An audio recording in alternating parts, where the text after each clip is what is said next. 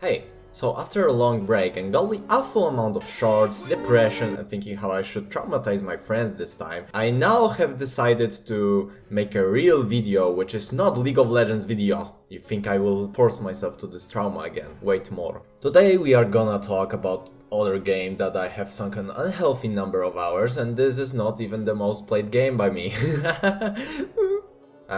Warband. You jam among many RPG games these days. For clarification, I'll be using Age of Caledria Enhanced mod, which gives us a couple of improvements, making game a little more accessible. If you want to play it, I recommend downloading this from Workshop, and by the way, this game has a lot of mods, like really. Mountain Blade Warband, which I will call just Warband from now on, is a sandbox RPG RTS made by Turkish studio Tailwords Entertainment. Yeah, there was Mountain Blade Classic and Fire and Sword, but they are not as popular and moddable as Warband. Let me introduce you to the core to this game. So let's say you want to start an adventure. We create a character, we give it a background which will determine what stats it will have, then quick skill distribution, making a beautiful face, and we are off doing whatever we want. What? You thought you got some quests and go from point to point after that? Yeah, there is that one quest on the beginning of the game, but in reality, after you have done this, you're on your own. So, what is there to do?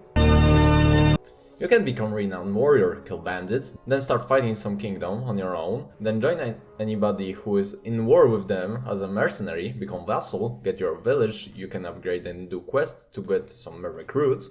If you feel like you want more power, just betray your superior and conquer their kingdom, then become ruler of the whole continent. The game doesn't believe in handholding and allows you to do whatever you want unless it's not programmed. You can be doing mercenary work by doing quests for lords, or you can literally make a country cease to exist.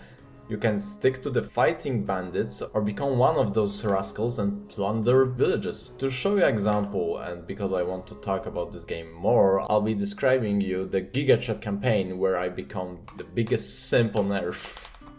We start game by creating awesome backstory, or rather picking options that will grant us skills that we mostly desire. But to know this, you need to have PhD in giving a fuck about min-maxing this game, which I don't have. So I pick something that would resemble underdog story.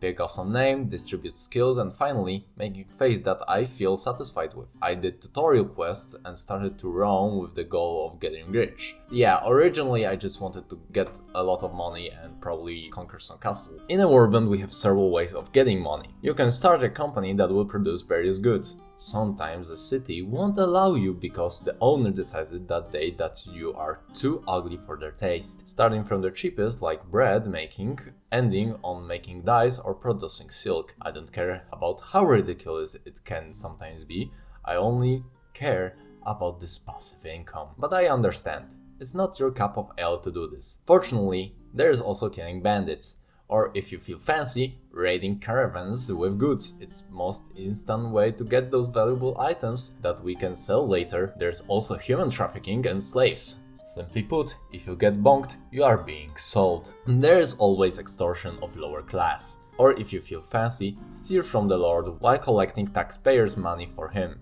With that knowledge we go for a journey which we are going to end abruptly, couple hours in the game. When I was recording footage for that video, I used a wrong mod, so we start again anew. The game usually starts with recruiting low-tier villagers, slowly training them to be unstoppable killing machines, and basically making your army larger. You also better be interested in buying companions. Best way of using them is to leave them on the backlines and force them to learn every skill that uses intellect, because you are not going to be smart, you only want to get strong.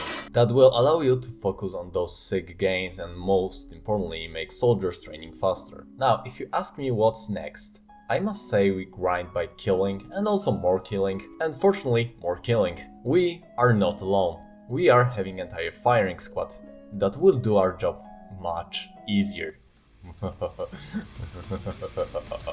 Sometimes we can get countered by shields, but it's not a problem that we can solve by making more archers.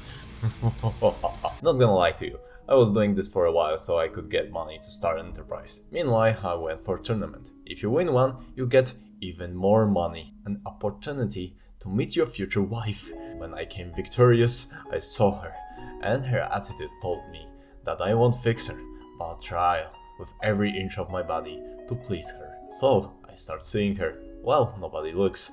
This actually forces me to spend money to learn poetry, which may or may not improve my relationship with her.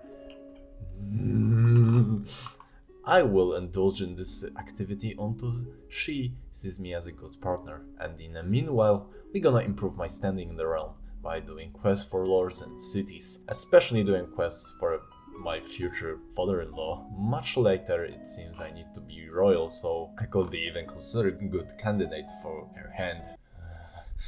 Everything I'll do for you. This will take multiple hours, considering that I need to have renown, which means more grind. Well, this system is actually busted. The harder encounters you have, the more renown you get. But the difficulty is measured by how many people we are going to fight, which makes my firing squad very effective against those who are slow marching. Still, this game is addicting, and I mean it. I don't care I need to bring Elle to the city located on the other end of the map, I'll still do it for her. Soon, she is finally heads over heels for me, and I actually wants to marry me, which I think is too fast, but I don't really care, and I offer myself to the king, which makes me a vassal.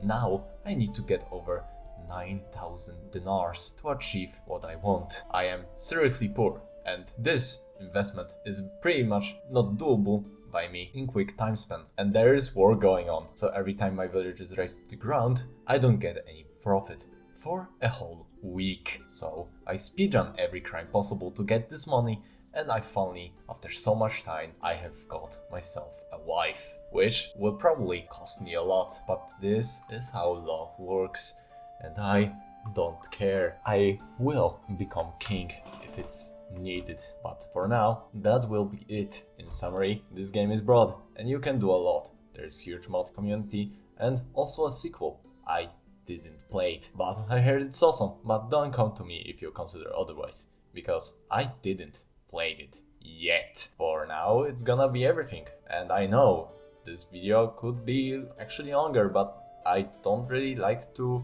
show you every possibility you can do in this game, because I would rather to get creative and play by yourself. Thank you if you watched to the end. As always, like and subscribe, because this helps my channel grow and it's good feedback of how much you like this content. Now I gotta go. See you soon in the next video. Bye.